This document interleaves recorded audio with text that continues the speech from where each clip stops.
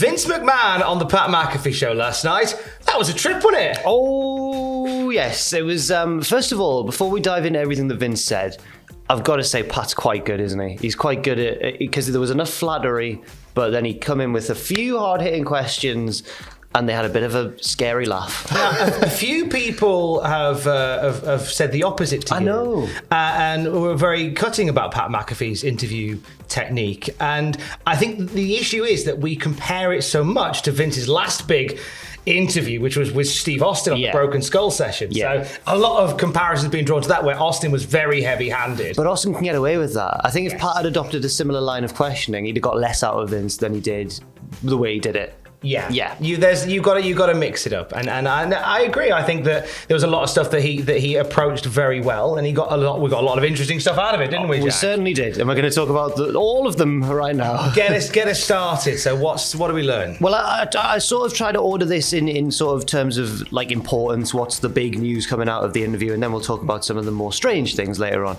But the first one, the big headline is that Vince is going to induct Undertaker into the WWE Hall of Fame this year. Which I think, apart from maybe Kane and obviously Paul Bearer, who can't now, but I can't think of many more appropriate people to induct Undertaker. Seemed like the right thing to do. Yeah. I think it was probably the most emotional all night that we saw Vince McMahon. Yes. Like even when he was talking about his family, which we'll get to, he wasn't as emotional as he was talking about the Undertaker. Like he seemed to get a bit teary. He even said that it'll have been one of the hardest things he's done to induct the Undertaker, and he didn't really explain why, but he kind of alluded to the fact that they've known each other for so long, they're very close, and the unique relationship they have, because obviously Undertaker's, well, it's people often cite it as a Vince creation, the Undertaker character, but he did stress later on that it's like a team effort. It wasn't just a product of him. It was obviously Mark Holloway as well, and various people involved. But yeah, it'll be a strange speech. Pat's going to WrestleMania. Pat's going to WrestleMania as well, midway through the interview. And I feel, if I had to guess, and I don't know for certain, I'd guess this was a pre-planned part of the interview, because it seemed, I don't know, there were rumors swirling around that Pat was going to wrestle at WrestleMania. Yeah. And then Vince threw the offer on the table, and Pat responded in very Pat McAfee fashion. He got very excited. We don't yet know the opponent. But Vince basically said, Pat, you deserve this. Your passion and enthusiasm for the business shines through, which I agree with. I think that's very true. Pat also said it's a dream come true, and admitted to having, in his younger years, stolen WrestleMania, pirated WrestleMania. Admitted that to the man he was taking money from by doing that. I like maybe Vince's revenge will be a match. Dun dun dun. We talked about that loads. I mean, the speculation continues to be Pat McAfee versus Vince McMahon at WrestleMania. Yeah, but I think it's the other speculation is that would become Pat McAfee versus Austin Theory, I think. But by proxy Austin Theory, kind of thing. Some weird developments between the lines on the home life of Vince McMahon. Yeah, this one was kind of more something that accidentally emerged from the interview rather than something that was said by either man deliberately. With Vince at one point referring to Linda as my wife at the time, and it did very much seem like he was saying my wife at the time, we're no longer together, rather than my wife at the time did this. It seemed like more of an accident, and then he sort of covered it up and was like, "Oh, I'm my wife." You kind of got to get a bit flustered. Kind of, my wife at the time, my wife. Yeah, which is a strange turn of phrase for somebody who's married. Yes, people also noticed that he wasn't wearing a wedding ring. There's been speculation for years that apart from legally, Vince and Linda are pretty much entirely separated. But I mean, there's never been anything really said. That's never been confirmed. It still hasn't been confirmed here. That could all be coincidence, but it did sort of get people talking, I suppose, about I guess Vince's marital status. Wasn't the only bit of family-based goss that we got from Vince McMahon's interview on Pat McAfee's show. Some real barbs thrown at his own family. It was odd because whenever Vince approached a topic about his family, he'd say something quite like that would grab your attention. You go, what's he saying? And then he'd get to the key line, and then someone would laugh over it or like something, or he'd mumble it, and you'd think, has he just said what he really said? But it seemed like, at first, Pat asked a very interesting question, basically saying, first of all, he was joking, saying, Vince, you're going to live forever. Like, is that the plan? And Vince sort of laughs it off. And then Pat says, who will the WWE go to after you, basically? And Vince says he wants it to continue to grow and prosper, whether that's with a family member or not a family member. Very political answer. And then he sort of paused, and then he said, I probably would have expected more out of my family members, and then like laughed it off and went like, but that's probably the wrong thing to say or something. And then Pat went, that's going to be a very highly quoted part of this interview. Pat recognised that we'd be doing a video about that particular part this morning, didn't he? And obviously that's going to feed into, well, obviously the recent rumours of the fallout with Shane McMahon, or the recent stories of the fallout with Shane McMahon, but also the kind of the disappearance of Stephanie from TV, and continuing questions over who is the company going to pass to after Vince has either passed away or stepped down. Talked a bit about, as you say, tease a bit of that fallout with Shane from the Royal Rumble. And it still talks about how much he loves to do it, and it's not a job to him. Yeah. As it keeps coming back to. The talk turns to the dirty word of wrestling. It does. And Pat isn't ashamed to continuously say the word wrestling throughout this interview. And he actually asks the question about, why do you distance yourself so much from the word wrestling? And Vince had an answer. He kind of said that they dropped the use of the word wrestling, and he said it was to set WWE apart from everyone else, which is an answer that I didn't fully understand, because by the time they stopped using the word wrestling so much, they were already... There was nobody else. I think there was already a monopoly by that point. Yeah. But he had a more interesting answer, I think, when Pat asked why they're WWE superstars, not wrestlers. And Vince said that anyone can wrestle, either poorly or well, and said, do you want to be a professional wrestler or a WWE superstar? WWE superstar sounds a whole lot better than me, which I think might have been one of the less surprising answers he gave. That seems very much in line with Vince's thinking. Just to go back quickly, while I remember it, to the talk of Vince's family and everything, he did maybe reference more directly the fallout with Shane at the Royal Rumble, actually, because Pat was talking about, do you still enjoy doing live TV? And Vince very, very unequivocally said, yes, I get excited before every single show. I love it. You're on the edge of your seat and all this sort of stuff. He said, Pat, you've been in gorilla position when something's gone well, the atmosphere there. And then he kind of went, and the bad atmosphere when something doesn't go so well. And then said something like, and I don't want to say this for definite because someone talked over him as he said it, but he said, like, great conversation with you, son. That it definitely ended in son. It definitely ended in son. And I can't see Vince referring to anybody as son unless he was talking about his actual son, Shane. Yeah. But that was one of the more mysterious parts of the interview for me, because I've rewound it so many times. You can't quite catch what he says, unfortunately.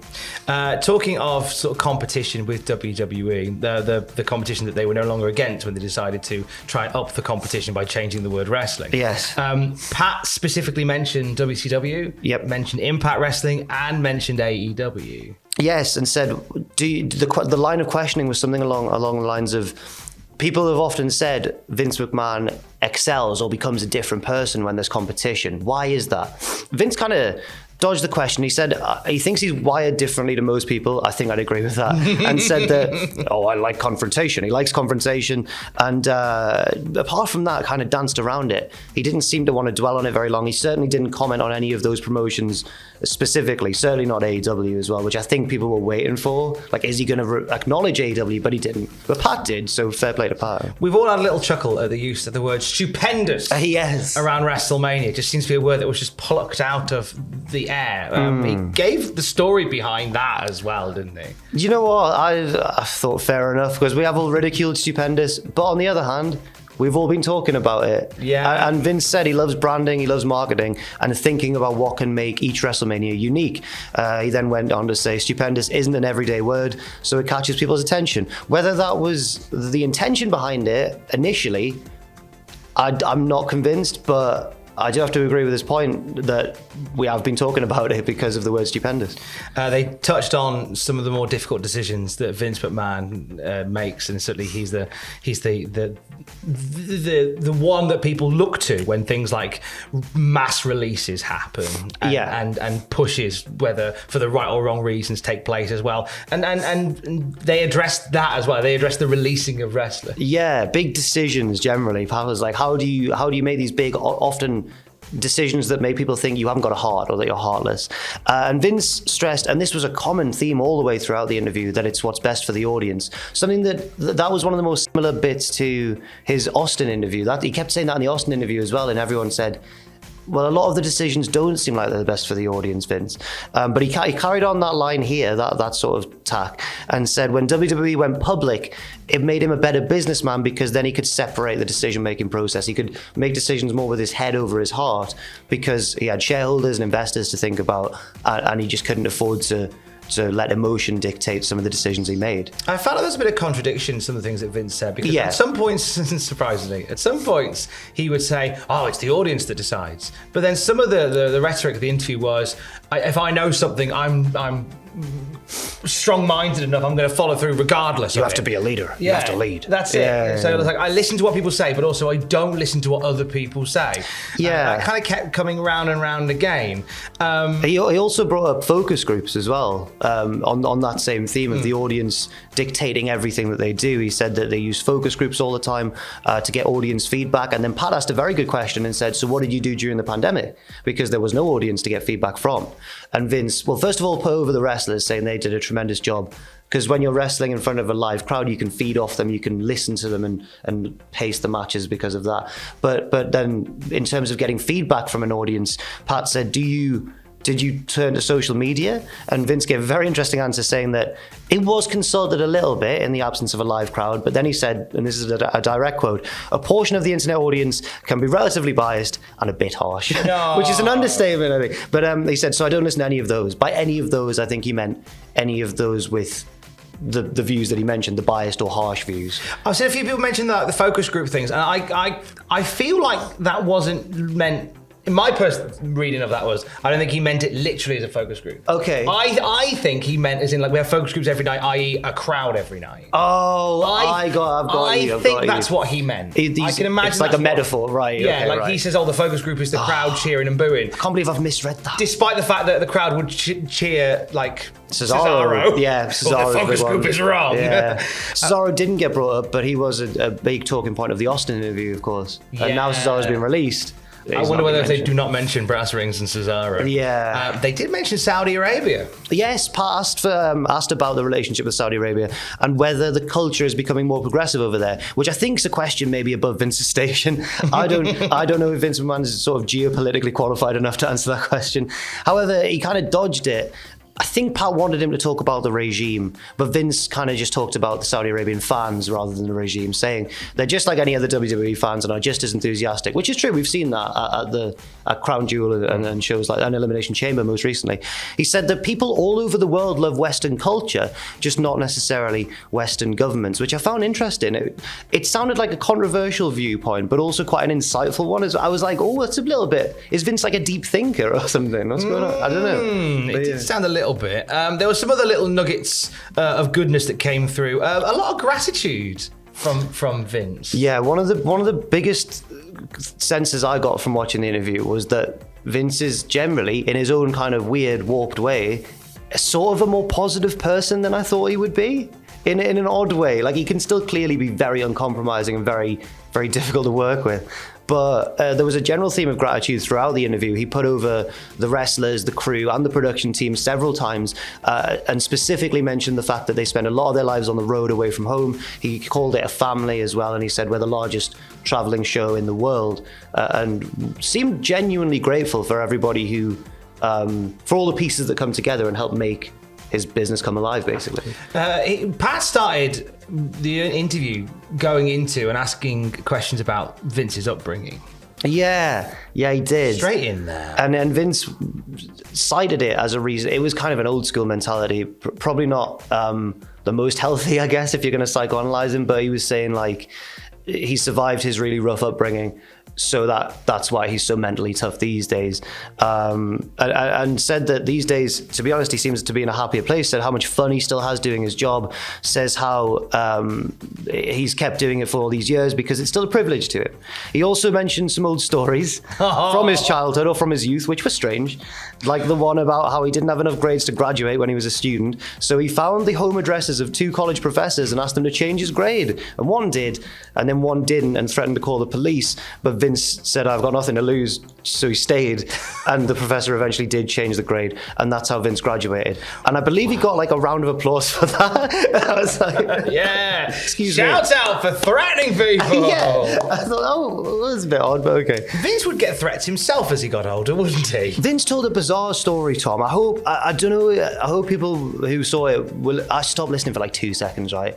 And when I saw my brain tune back in, he was in the middle of this bizarre story about receiving death threats a lot during the territory days from other promoters or people associated, dangerous people associated with other promoters and stuff like that, and told a story that I didn't quite catch the first half of, about how JR overheard people plotting to kill Vince. So yeah, JR was in the loo. Yeah, you know, taking care of business, and a bunch of promoters came in off the back of a meeting they'd all been, and they were talking about getting Vince whacked essentially. Yeah. And all saying, "Oh, I know this guy. He could do it. He'll make it look like an accident." All this, but JR's in the toilet at the time, and JR's aware that if it comes to light that he's there, he's an accessory to murder.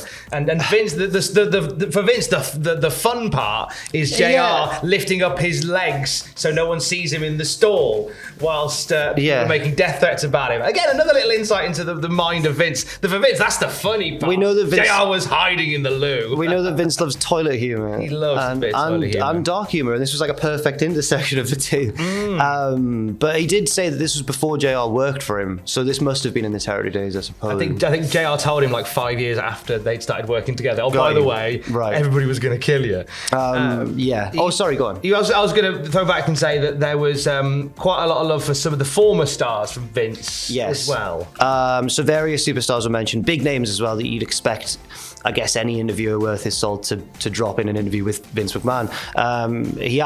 Pat asked if Vince stays in touch with some of WWE's biggest former stars. He said The Rock is now one of the biggest stars in the world. Austin's a huge name forever, like in the industry. And Vince said that he does stay in touch with those people, but he likes to stay in touch with everyone. It's just that he's very busy. But he said that he likes to make sure his company stays in touch with the likes of Rock and Austin.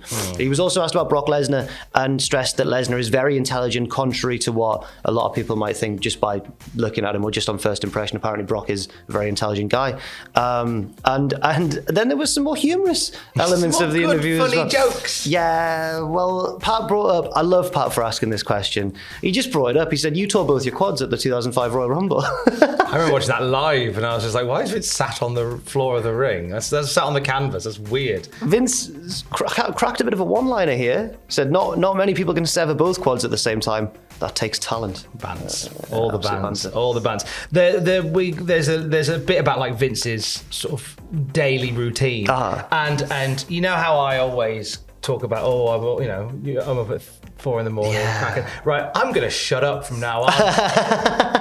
Because Vince McMahon apparently wakes up at 1:30 in the morning. Why does he... to work out until 3. He sleeps for like 2 hours, if that. That's not the daytime, Vince. Come on. That's last night. That's the night before. You're a time traveler at that point. Yeah. You're the start of the day before. Yeah. But I think I've heard other interviews where Vince has said like sleep is an inconvenience. Okay. I get it. I don't. In terms of like the workout regime, this is a fun bit to end on. Oh, yeah. Vince claimed to be able to squat 1,000 pounds. And I'm a journalist, Tom. I did my research here. Look at you. As soon as he said that, I was like, open separate tab, have a Google. And I Googled the world record for squats. And the world record for squatting is 1,080 pounds. So Vince is just 80 pounds short of the drug-tested world record for the squat. I know, yeah, absolutely. How heavy is a dog? Could he lift any dog? Well, an American foxhound is 70 pounds. So, easy. Quick bit on the old calculator. So, 70 times. So, that's nearly 70 dogs. So, crack on with that, Adam. I've got to say that this is a bit of a spoiler for the podcast, which is out later today, watch it if you do. But someone sent in footage of themselves squatting their own massive dog. It was really funny. Yeah, was it Vince? No, it was a much younger man. But he emailed in and said, look at me squatting my dog. And when he does it, when he gets the dog up, there's a pop. Like, there's people watching him in the living room. They're like, hey! He's in the Hall of Fame, right? He should be, absolutely. Should be. A fantastic...